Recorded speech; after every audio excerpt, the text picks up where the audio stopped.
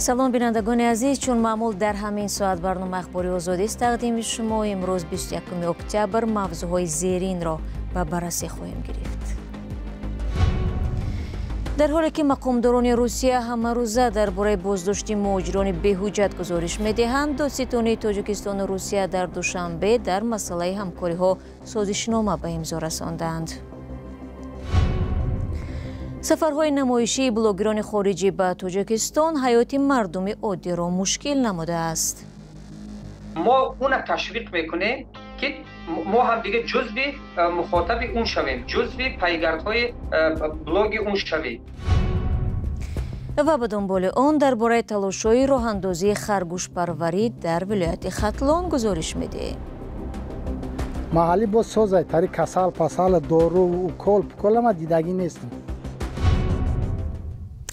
و ما شروع میکنیم از پیام مفتی تاجیکستان که خواستار دست کشیدن از خالکوبی بدن و تغییر دادن شکل لب یا با عبارت دیگر بوتوکس شده است. سید مکرم عبدالقادر زاده در سخنرانی‌اش که نوار آن را شورای علما نشر نموده است، کلان کردن لب توسط سوزن دارو و خالکوبی نمودن بدن را محکوم کرد. یا اون جوان برای چی لباش برکته کرده است، نمیدونم با سوزن دارو و کیمچی و لبا، یعنی دهشتناک کرده است خود رو. پیروی از کیمکی و کجا میروی تو با این لبهایت؟ فردا در قبر نمیغنجی و اونجا پرسیج دارند. حتی حالا ببینید خالزنی و اون چی میگویند، اون نقش نگاری که در دست در بدن حرام است. مفتی از مردم دعوت کرد که به حسن خداداد قناعت نمایند و به خاطر مد آن را تغییر ندهند. ضمناً افزایش توجه برای تغییر دادن چهره با استفاده از راه‌های بی‌جراحی بازار به اصطلاح کسمتولوژها را در دوشنبه گرم کرده است. حالا ارزش بزرگ کردن لب از 100 تا 250 دلار را تشکیل می‌دهد. خالکوبی بدن اساساً در میان ورزشگران و آوازخوانان تاجیک به مشاهده می‌رسد. در حالی که نهادهای روسیه تقریباً همه روزه درباره برگزاری ریدها و بازداشت و اخراج مهاجران از این کشور حسابات می‌دهند، در دوشنبه دادستان‌های کلی تاجیکستان و روسیه سازشنامه درباره نظارت مشترک مهاجران را به امضا رساندند. پیشتر از این اعلان شده بود که تاجیکستان در مسکو دو نمایندگی، یکی برای وزارت کارهای داخلی و دیگر وزارت مهنت، مهاجرت و شغل اهالی را تأسیس خواهد داد.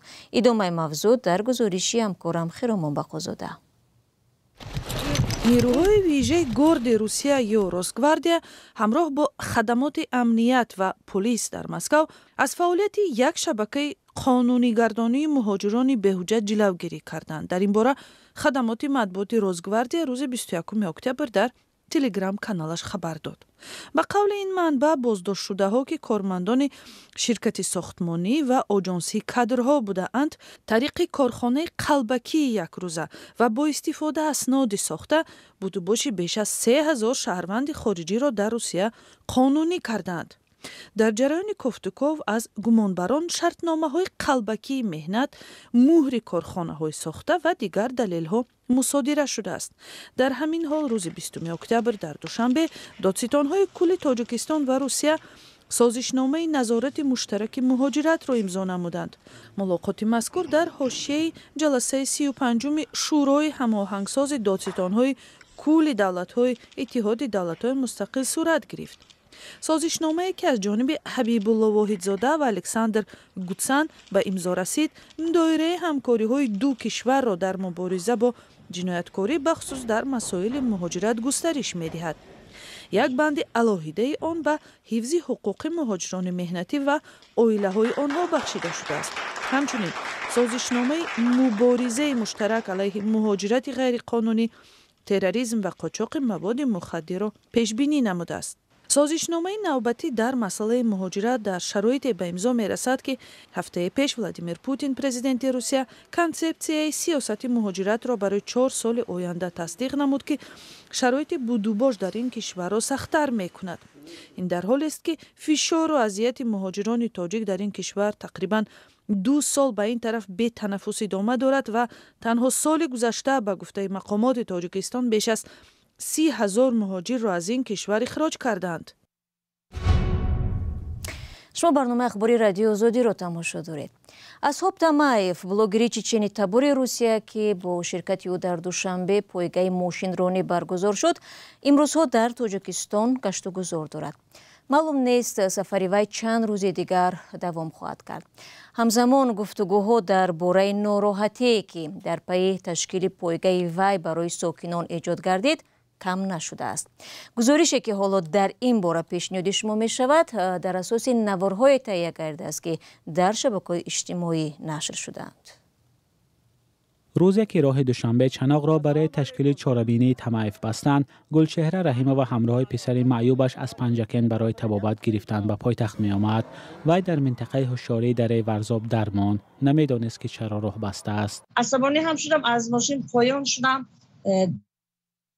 دو سه کس رو میپرسم، حتی راننده که هر روز در این راه هستن، از طرف سبب چی باشد که راه رو بستن. و ما خیلی انتظاری کشیدیم تا امکانی که بود از آب و دارو و دیگر چیزها استفاده بردیم که سعیودم با کمک کنیم. خلاص یک وضعیتی در نظر من خیلی طولانی بود. هرچند یک سال زیادتر آنجا مادر بودیم، در نظر من مثل یک سال چون مادر هستم، اذیتی فرزندم برای من خیلی مشکل بود. پسر 26 ساله گلچهره آماس مغز سر دارد و دست و پای راستش از کار ماندند. به گفته گلچهره ساعتی که در راه درماندن وضع پسرش بدتر شد و افسود اگر میدانست که راه را میبندند آن روز به راه نمیبرآمد. پایگاه بلاگر اصحاب تمایف روز 19 اکتبر در کنار شهر دوشنبه برگزار شد. یک قسم چهاربینی دیگر که به خاطر این بلاگر تشکیل شده بود در حدود کول دوشنبه در مسیر دوشنبه چناق صورت گرفت. به خاطر همین چهاربینی راه بسته شد. استقبال از اصحاب تمایف در دوشنبه همانا ادامه دارد. او را به طربخانه و مغازه ها دعوت و مهمانداری میکنند. دعوت تمایف به تاجیکستان به خاطر تشکیل پایگاه بود یا تبلیغ امکانات سیاحی کشور و مال و خدمت رسانی ها در پایتخت. آمدن نمیدونم که یک بلاگر خارجی که دیگه مخاطبش خیلی زیاد هستند برای خود مردم تاجیک اصلا هیچی. ما اون تشویق میکنیم که ما هم دیگه جزو مخاطب اون شویم، جزو پیگردهای بلاگ اون شویم.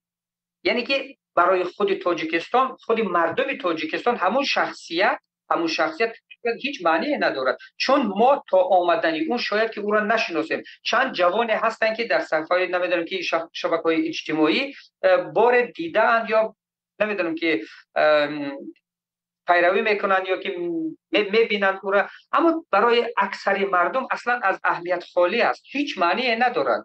ما بیشتر او را تشویق میکنیم. حالا تا چه اندازه وی بجز همون سپانسرانی که او را آوردن از اونا تشکر میکند و چند جمله خوبی درباره تاجیکستان میگوید و این چه رزونانس داده میتواند برای رشد تاجیکستان، برای پیشرفت تاجیکستان. اینش هم باز یک سوال دیگه علاهیده است. در سالهای گذشته بلاگران و افراد شناخته دیگری روسیایی گسن گوسینوف، اسلام مخچوف و حبیب نور محمدوف به تاجیکستان آمده بودند. از آنها نیز در سطح‌های گوناگون استقبال شده بود. زیورشاه محمد میگوید که اگر هدف از دعوت بلاگران معرفی ظرفیت‌های سیاحی و اقتصادی تاجیکستان است، چرا تنها افرادی دعوت میشوند که در پهنای پساشوروی معروف هستند و با زبان روسی صحبت میکنند؟ دنیا فراتر از اون جغرافیای روسیه هست که امکانیت‌های بیشتر و فراختری دارد. حد مثال که زبان‌های انگلیسی و نمیدونم که حتی همون زبان فارسی خودمون، همون زبان فارسی رو چرا که تشویق نمی‌کنیم که اونقدر اطلاع و نمیدونم که امکانیت‌هایی که برای جوانانی با زبان فارسی می‌دهند به هیچ اندازه زبان روسی داده نمیتواند. اگر که هدف شما معرفی تاجیکستان باشد، پس از همین دایره زبان روسی بیرون شوید. در دایره زبان روسی ما هر قدری که نخواهیم اون خودش تشویق و ترغیب می شود. یعنی که مخاطب روسی ما را به هر راه ما داره. گلچهره رحیمه و که همراه پسر بیمارش در راه درمان میگوید که جدا از اذیت ساکنان، تبلیغ پایگاه ماشین ها نامقبول است. سلام، اگر خط و خبر میخواهید ما داریم. نوید بامدادی، سرخط خبرها، اخبار تاجیکستان و جهان، گزارش ها و تحلیل ها. چی میگذرد و چرا؟ دانستن فهمیدن است. زمینه یا اپ ما را بگیرید. حالا میرویم به جنوب تاجیکستان. мақомот дар вилояти Хатлон чанд сол ба ин тараф талош доранд харгӯшпарвариро дар ин ҷо ривоҷ бидиҳанд. бо ҳамин ҳадаф барномаҳои махсус ҳам қабул шудаву ҳамчунин созмонҳои гуногун ба оилаҳои камбизоат ин нави ҷонварро тақсим карда буданд. аммо бо ин вуҷуд то ҳанӯз пайдо кардани гӯшти харгӯш ки барои даво ба бемориҳои гуногун тавсия дода мешавад дар бозору тарабхонаҳои Хатлон осон нест. маҳмудҷон раҳматзода дар ҳамин бора гузориш дорад ки ҳамроҳ тамошо мекунем.